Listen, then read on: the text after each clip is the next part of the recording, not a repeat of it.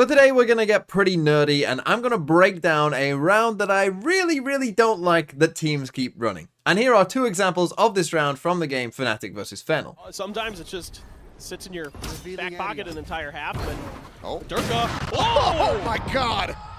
Well, there's no ambiguity about that one. He was rushing forward, gets the kill. Fnatic gets himself another one as Chronicle's going to fall. Now, Boaster trying his hand at this one. He goes for the jumping no-scope. Doesn't matter though, because Clues has already got the covering fire. For an exit frag, but not going to be the case. Silto with the Blade Storm though.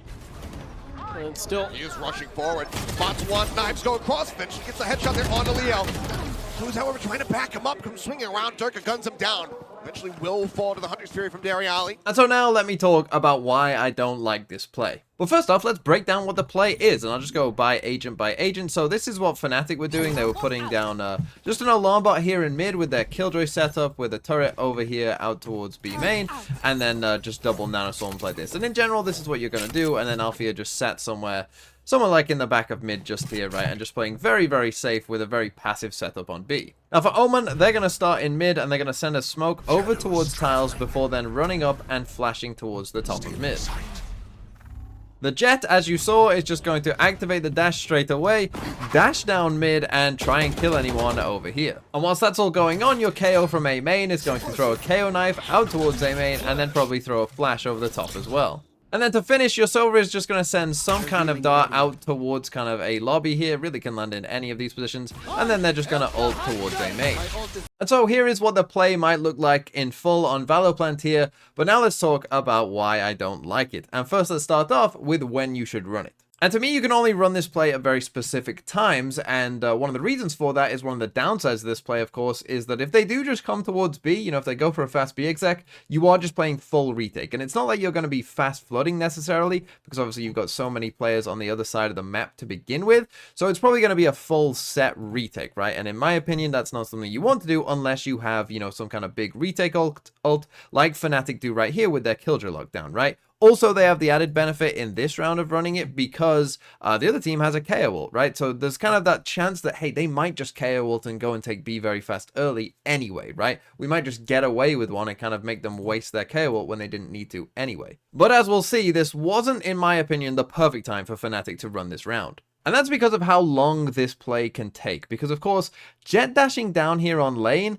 actually isn't enough, as you'll see from Durka just here when he goes for it, and you might have seen in Fennel's version of it that they did it with jet knives, but you'll see here that Durka is doing it instead with a rifle out, right? So he doesn't have the jet knives here, which obviously makes those first couple steps that he's taking, you know, coming out of kind of through the barrier here a bit longer, and then when he gets there as well, you'll see that, you know, he still has a way to go. Yes, he will die here to this other jet just there, but he still actually has a way to go before he actually turns this corner, you know, of where we're hoping the rest of this utility will hit with the Omen flash and obviously the darts and the Silver ult coming in as well. So straight away, to me, this is a very situational play where you probably need jet knives, Silver ult, and one of a Killjoy lockdown or a KO ult to even consider running this play. And one of the other problems that you can get here is the positions of your opponents. Now, Fnatic run into what I would call a pretty bad case scenario here, where there's actually 4 players that they're running into. And when you're doing these like really aggressive plays, you don't really want it to run into the whole team because, you know,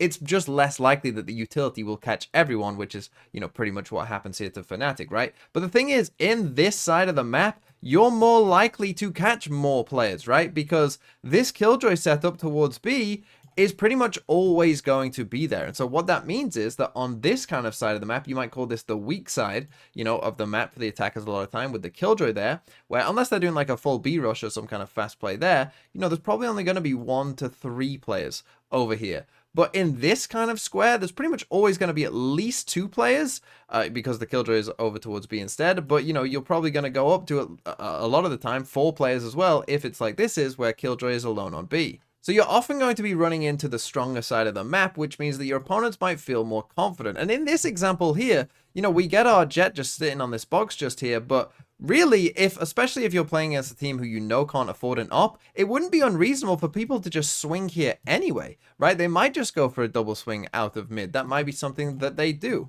right? And in this instance, obviously, we see that they don't do that, but, you know, they had time to. You know, 4 seconds has already passed on the clock here. There's more than enough time for these guys to just come and swing out mid if that's what they choose to do that round. And again, particularly if you're running into the strong side, and we see the problem that Durka has here, that, you know, as soon as he's coming out of his dash, that could have even been multiple people that's coming to gun him down. But then the real big problem for me is that this, instead of being a crunch, a lot of the time just feels like 2 separate pushes. And let me explain what I mean. So when a team comes for this tiles push and the Jet dashes out like this and comes up on this ledge, and, you know, people push out from B main just here, often you'll get to a point where these 2 sides can actually see each other, right? And anyone who's in between them is just in a world of trouble where, you know, they can't really escape.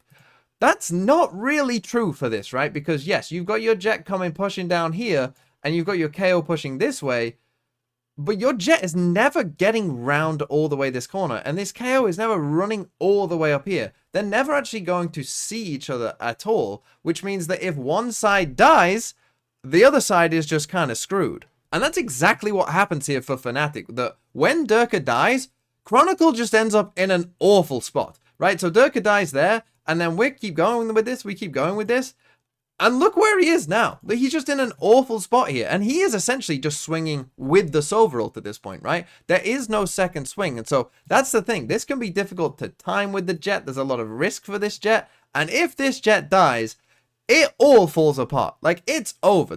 You've lost the round if this Jet dies like Durka did just there. Because look at where Chronicle is now. Right, he's just facing against multiple opponents out with no place to escape. He's just absolutely screwed. And so, of course, what happens is he dies. Now, I would say that Boaster here is trying to save a play that can't work. Right, he's trying to make something work that simply will not work by charging up, because his timing is completely off as well. You know, I'm not sure if this is what he's meant to do or this was just a play in the moment trying to save something that was gone. But really, he had no chance either. He's just pushing into multiple people on his own with no utility. Right, so that wasn't going to work either. And that, I think, is one of the big problems, is that it feels like 2 separate things. And so it means that Jet simply must win that first fight. And here's an example from the Fennel one where they do win the first fight. But even that can be pretty tricky, right? So everything kind of goes okay here to start off with. And you can see that by using the Jet knives, the timing is just a little better for it, right, than what Durka was trying. But the other problem for this is, you know, this isn't necessarily guaranteed to work, right? This Sova ult is coming across here for Fennel, but Leo actually isn't in the crosshair of the Sova ult, right? So this ends up being just a straight fight, essentially, that, you know, eventually the Jet wins, but actually takes 3 body shots from Leo as well. But now we can talk about Fennel's problems with what they're doing, because here you can see that the KO still has 2 flashes available, right? So they didn't go for the flash. Instead, they went for a KO nade that you can see just here, right? So the KO nade is actually coming in back here, which I don't really think is the best way of running it, because again, your KO just ends up in trouble and just ends up with just a 1v1 versus Durka. As I said, it can often feel like just 2 separate pushes, right? And Durka just wins that fight because, yes, he's being affected by the Sova ult, but he's not flashed. You know, he's still okay to fight there and win that fight. And then you get this problem as well, that again, the Jet is never getting across here, right? The Jet is never actually pinching on anyone in A, right? That KO and Jet will never ever see each other on this push. And so you'll often end up with this problem where this Jet is never going to cross. You're just going to run into players who are retreating back here and probably die like this Jet does. And so for me, this round is just high risk, low chance of success, have to commit multiple ults as well. That's not a great round for success, and there's just too many things that can go wrong, particularly if your Jet does die before getting around the corner. The round is over. Your KO is in such a bad spot. Like, unless someone goes crazy mode, you've probably lost the round right there. And then even if things do go okay and maybe your Jet gets a kill, it's still going to be hard for them to escape. You're probably going to end up going 1-for-1 in a lot of spots like we saw in the Fennel example. And so you've committed all of that to probably end up in like a 3v3 or a 4v4 like we saw in the Fennel example there. So that's just not enough for me to make it worth running that kind of round, particularly on a map like Ascent that is already kind of defender-sided anyway. And, you know, you can just run a lot of normal rounds and probably find a decent amount of success.